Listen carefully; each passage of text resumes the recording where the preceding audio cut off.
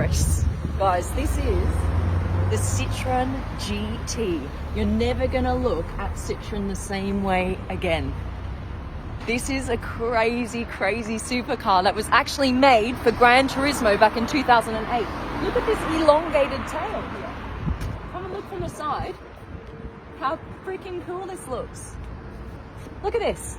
And they did that on purpose, just so that you could scare the pants off your competitors in the game, right? And look from the back, it kind of looks like it's like swallowing a mini car. That is so cool. The exhaust pipes are here, one here and one on this side as well. And look, plates. You know what that means? We're gonna drive this baby around Paris. It's actually got a V8 engine with about 550 horsepower, but in the game, it is an electric hypercar. Come with me. Guys, what stands out is the copper and also nickel. They use copper and nickel here on the wheel, as well as the leather. They're the three main materials. Heads-up display here.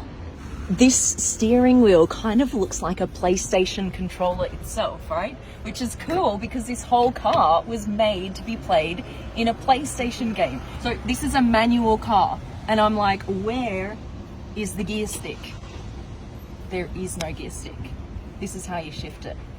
Look at this button here. It's like a little PlayStation button. Shift down, shift up. This is how you start her up. So here's the start sequence.